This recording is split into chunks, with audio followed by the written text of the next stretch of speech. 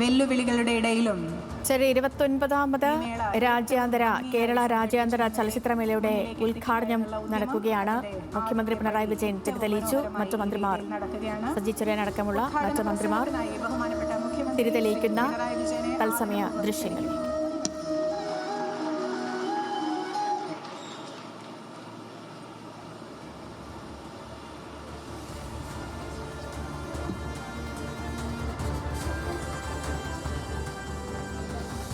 സഹോദരന്മാരെ, 29ാമത് കേരള അന്താരാഷ്ട്ര ചലച്ചിത്രമേളയ്ക്ക് ഇന്ന് തുടക്കമാവുകയാണ്. 3 പതിറ്റാണ്ടോളം നീണ്ട ചരിത്രമുള്ള ഈ മേളയിൽ പങ്കെടുക്കാൻ കഴിഞ്ഞതിലുള്ള സന്തോഷം ആദ്യമേ തന്നെ രേഖപ്പെടുത്തട്ടെ.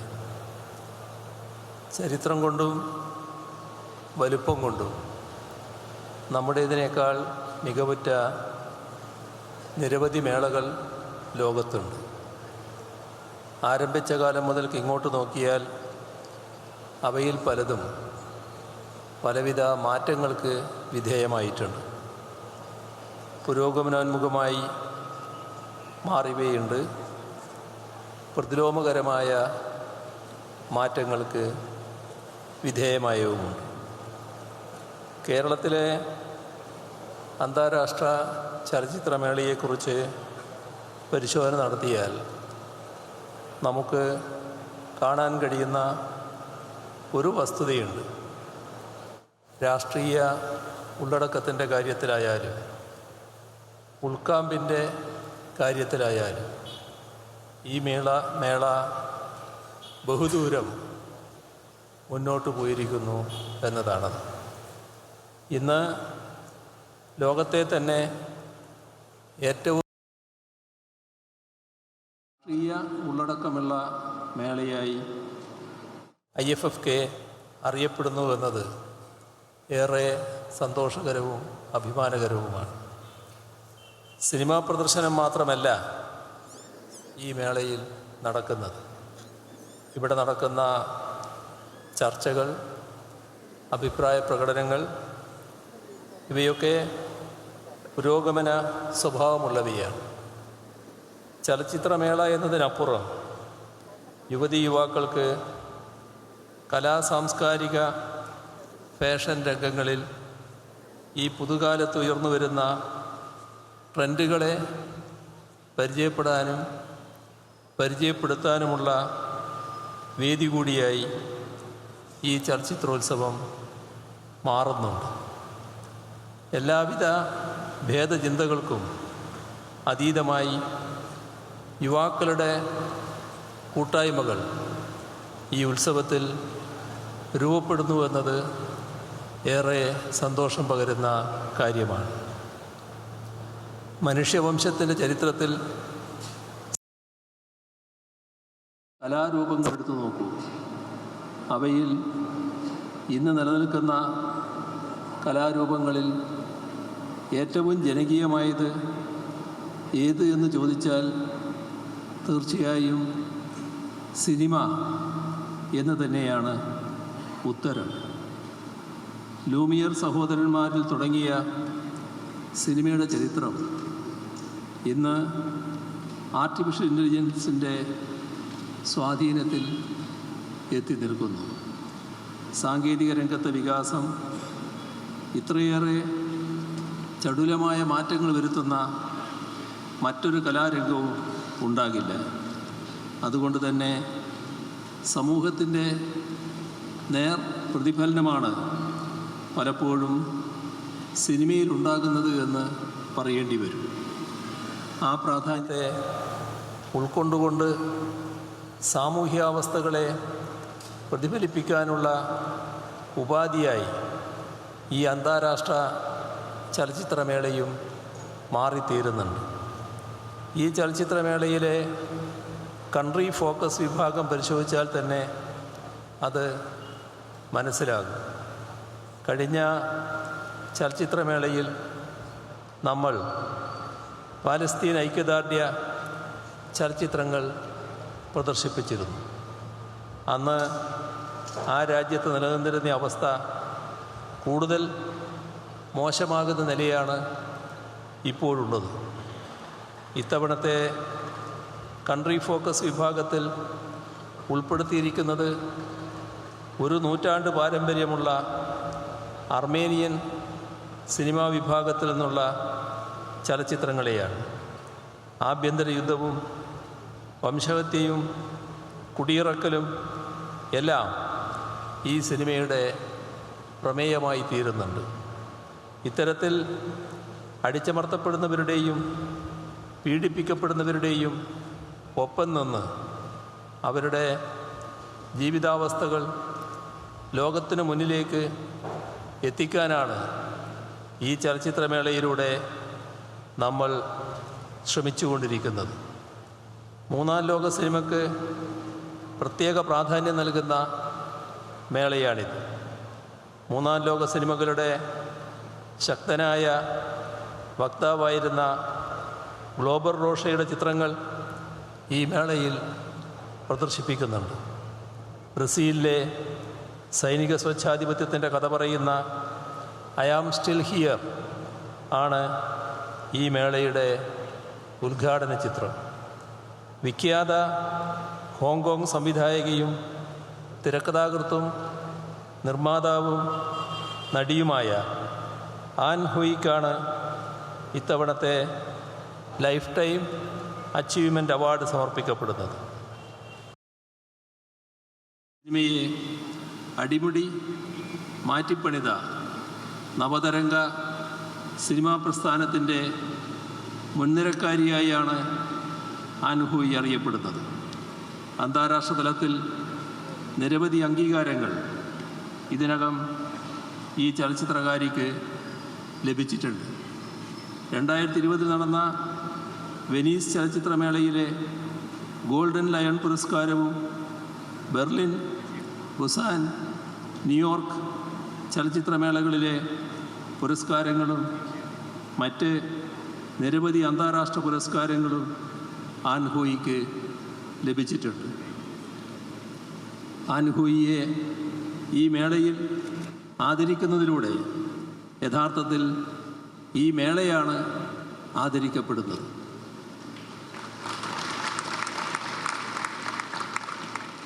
ഈ ഉദ്ഘാടന ചടങ്ങിൽ വിശിഷ്ട അതിഥിയായി എത്തിയിരിക്കുന്നത് വിഖ്യാത നടി ശ്രീമതി ശബാന ആസ്മിയാണ്. അഭിനയ രംഗത്ത് അരനൂറ്റാണ്ട് പൂർത്തിയാക്കിയ ശബാന ആസ്മിയുടെ ചലച്ചിത്ര ജീവിതത്തോടുള്ള ആദരവായി 5 സിനിമകൾ ഈ മേളയിൽ പ്രദർശിപ്പിക്കുന്നുണ്ട്. ഇന്ത്യൻ നവതരംഗ സിനിമയുടെ തുടക്കകാലത്ത് ചലച്ചിത്ര രംഗത്ത് ചുവടുറപ്പിക്കുകയും തുറന്നുള്ള ദശകങ്ങളിൽ ഇന്ത്യൻ സിനിമയിലെ ശക്തമായ സ്ത്രീ സാന്നിധ്യമായി മാറുകയും ചെയ്ത ശബാന ആസ്മി 160-ൽ പരം സിനിമകളിൽ വേഷമിട്ടിട്ടുണ്ട്. വിഖ്യാത സംവിധായകൻ ശ്യാം ബെനഗലിൻ്റെ അങ്കൂർ എന്ന ചിത്രത്തിലൂടെ 1974-ൽ ചലച്ചിത്ര രംഗത്ത് പ്രവേശിച്ച ശബാന ആസ്മിയെ തേടി നിരവധി ദേശീയ അന്തർദേശീയ പുരസ്കാരങ്ങൾ എത്തിയിട്ടുണ്ട്. സാമൂഹ്യ സാംസ്കാരിക രംഗങ്ങളിലെ പ്രശ്നങ്ങളോട് വളരെ ശക്തമായി പ്രതികരിക്കുന്ന വ്യക്തി കൂടിയാണ് ശബാന ആസ്മി. അവർ കേവലമൊരു ആർട്ടിസ്റ്റ് മാത്രമല്ല, ആക്ടിവിസ്റ്റ് കൂടിയാണ്. മതനിരപേക്ഷതയുടെ മൂല്യങ്ങൾ ഉയർത്തിപ്പിടിക്കുന്നതിൽ വളരെ വലിയ സംഭാവനകളാണ് അവർ നൽകിപ്പോരുന്നത്. ഈ വിധത്തിൽ ഇന്ത്യൻ സിനിമയെയും ഇന്ത്യയുടെ സാമൂഹ്യ സാംസ്കാരിക മണ്ഡലങ്ങളെയും സമ്പന്നമാക്കിയ ഈ മഹാനടിയെ ഈ വേദിയിൽ ആദരിക്കുന്നതിൽ അഭിമാനമുണ്ട്. ഈ വർഷവും സ്പിരിറ്റ് ഓഫ് സിനിമ വിഭാഗത്തിൽ പുരസ്കാരം ലഭിച്ചിരിക്കുന്നത് ശ്രീമതി പായൽ കപാടിയക്കാണ്. അവർ തിരക്കഥ എഴുതി സംവിധാനം ചെയ്ത all we imagine as light Cannes ചലച്ചിത്രമേളയിൽ പുരസ്കാരങ്ങൾ നേടുകയുണ്ടായി. ഇപ്പോൾ ഗോൾഡൻ ഗ്ലോബ് നോമിനേഷനും ആ സിനിമയ്ക്ക് ലഭിച്ചിട്ടുണ്ട്. നമ്മുടെ രാജ്യത്തിനാകെ അഭിമാനിക്കാൻ കഴിയുന്ന നേട്ടമാണിത്. ആ ചലച്ചിത്രത്തിൻ്റെ ഭാഗമായി തീർന്ന നിരവധി മലയാളികളുണ്ട് എന്നത് ഓരോ കേരളീയനും അഭിമാനിക്കാൻ വക നൽകുന്നുണ്ട്. സിനിമകൾ മാത്രമല്ല, അന്താരാഷ്ട്ര ശ്രദ്ധ നേടിയ ഡോക്യുമെൻ്ററികളും പായൽ കപാടിയുടേതായി പുറത്തു വന്നിട്ടുണ്ട്. പൂനെ ഫിലിം ഇൻസ്റ്റിറ്റ്യൂട്ട് നടന്ന വിദ്യാർത്ഥി സമരത്തിൽ പങ്കെടുത്തുകൊണ്ട് അവർ ചിത്രീകരിച്ച ഡോക്യുമെൻ്ററി ആഗോള ശ്രദ്ധ നേടിയിരുന്നു. സ്പിരിറ്റ് ഓഫ് സിനിമ പുരസ്കാരം വിജയിച്ച പായൽ കപാടിയെ അഭിനന്ദിക്കാൻ കൂടി ഈ അവസരം വിനിയോഗിക്കട്ടെ. ഇന്നിവിടെ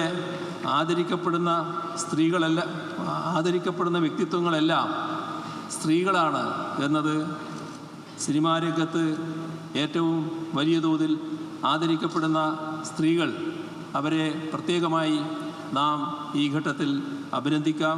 നമുക്ക് ഏറ്റവും സന്തോഷം പകരുന്ന കാര്യമാണ്. സ്ത്രീകൾ കൂടുതലായി കടന്നു വരുന്നതിൻ്റെയും കലാമൂല്യമുള്ള ചലച്ചിത്രങ്ങൾ സൃഷ്ടിക്കുന്നതിൻ്റെയും ദൃഷ്ടാന്തമായാണ് ഇതിനെ കാണേണ്ടത്.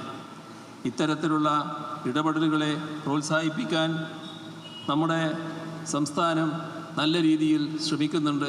സർക്കാരും ആ ശ്രമം നടത്തുന്നുണ്ട്. വനിതാ സംവിധായകർക്ക് ചലച്ചിത്രം നിർമ്മിക്കാൻ ധനസഹായമടക്കം ലഭ്യമാക്കുന്നുണ്ട് എന്ന കാര്യം സിനിമാ പ്രവർത്തകർക്കെല്ലാം അറിയാവുന്ന വസ്തുതയാണ്. ഈ രംഗത്തേക്ക് കടന്നു വരുന്ന കലാകാരികൾക്ക് അന്തസ്സോടെ അവരുടെ പ്രതിഭ തെളിയിക്കാനുള്ള അന്തരീക്ഷം ഉറപ്പാക്കുമെന്നുകൂടി ഈ ഘട്ടത്തിൽ അറിയിക്കട്ടെ. സിനിമാ ആസ്വാദകരുടെയും സിനിമാ രംഗത്തേക്ക് എത്തിപ്പെടാൻ ആഗ്രഹിക്കുന്നവരുടെയും സിനിമാ പ്രവർത്തകരുടെയും സംഗമവേദി കൂടിയാണ് ഈ മേള. പുതിയ കാലഘട്ടത്തിൽ സിനിമാ രംഗത്തേക്ക് കോർപ്പറേറ്റുകൾ കടന്നു വരുന്നുണ്ട്. ഒരു വ്യവസായമെന്ന നിലയിൽ അത് സ്വാഭാവികമാണ്. പക്ഷേ അതിനുമപ്പുറം കോർപ്പറേറ്റ് താല്പര്യങ്ങൾക്കനുസൃതമായ പ്ലാറ്റ്ഫോമുകൾ സൃഷ്ടിക്കപ്പെടുന്നു. അവർക്ക് അനുയോജ്യമായ രീതിയിൽ സിനിമകൾ സൃഷ്ടിക്കപ്പെടാൻ സമ്മർദ്ദമുണ്ടാകുന്നു. ഈ കാര്യങ്ങൾ നാം ഗൗരവത്തോടെ കാണേണ്ടതാണ്. വൈവിധ്യമാർന്ന വിഷയങ്ങളെ കൈകാര്യം ചെയ്തുകൊണ്ടാണ് ഇക്കാലയളവിൽ ലോകത്താകമാനം സിനിമാ രംഗം വളർച്ചയും മുന്നേറ്റവും കൈവരിച്ചത്.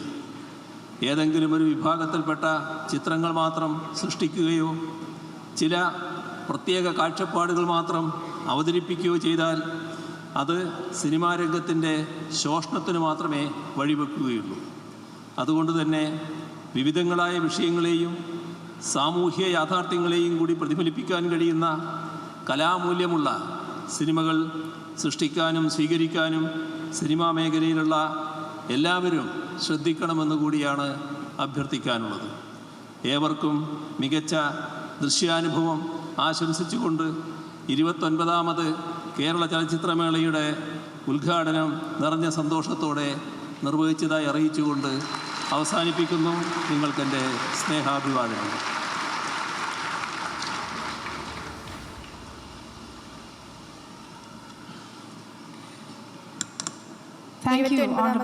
കേരള അന്താരാഷ്ട്ര രാജ്യാന്തര ചലച്ചിത്രമേള ഉദ്ഘാടനം നടത്തിയിരിക്കുകയാണ് മുഖ്യമന്ത്രി Pinarayi Vijayan. Lifetime achievement അവാർഡിന്റെ സമർപ്പണം മുഖ്യമന്ത്രി ഉദ്ഘാടനം ചെയ്തു. ബ്രസീലിയൻ ചിത്രം ഐ ആം സ്റ്റിൽ ഹിയർ ആണ് ഉദ്ഘാടന ചിത്രം. അത് അല്പസമയത്തിനകം തന്നെ പ്രദർശിപ്പിക്കും. 15 തിയേറ്ററുകളിലായി 68 രാജ്യങ്ങളിലെ 177 സിനിമകളാകും ഇനിയുള്ള ദിവസങ്ങളിൽ പ്രദർശിപ്പിക്കുക. അങ്ങനെ തിരുവനന്തപുരത്ത് അന്താരാഷ്ട്ര ചലച്ചിത്രമേളയ്ക്ക് തിരിതെളിഞ്ഞിരിക്കുകയാണ്. ചലച്ചിത്ര പ്രേമികൾ ഒരു വർഷം കാത്തിരിക്കുന്നത് ഈ ഒരു ദിവസത്തിന് വേണ്ടിയാണ്. ഇനിയുള്ള ഒരാഴ്ച കാലത്തേക്ക് വേണ്ടിയാണ്. അങ്ങനെ രാജ്യാന്തര ചലച്ചിത്രോത്സവത്തിന് തിരിതെളിഞ്ഞിരിക്കുന്നു. തിരുവനന്തപുരത്ത് മുഖ്യമന്ത്രി ഉദ്ഘാടനം ചെയ്തിരിക്കുന്നു. Shri Pinarayi Vijayan to present the Lifetime Achievement Award and Ms. Ann Hui to kindly come forward and accept it.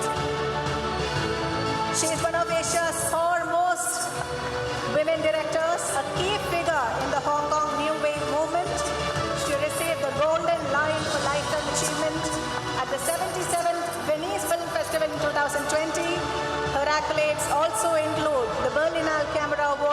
47th Berlin International Film Festival in 1997 and the Asian Filmmaker of the Year Award at the 19th Busan International Film Festival in 2014. She has many numerous prestigious international recognitions to her name.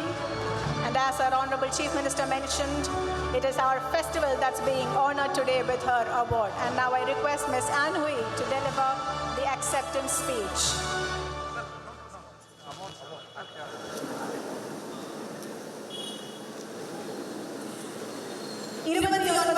IFFK-യിലെ മുഖ്യാതിഥി ശ്രീമതി ഷബാന ആസ്മിയെ ആദരിക്കുന്ന ചടങ്ങാണ് ഇനി. 50 അഭിനയ വർഷങ്ങൾ Indian സിനിമയിൽ പൂർത്തിയാക്കിയ Mahanati, a true icon of Indian cinema whose illustrious career spans over 5 decades. The IFFK is honoring Ms. Shabana Azmi on completing 50 years in acting, and her contribution to Indian parallel cinema and theatre has been unique. With an unrelenting dedication to the aesthetics of acting, equally matched by her concern and commitment to the social issues. Our Honorable Chief Minister is honoring Shabana Azmi.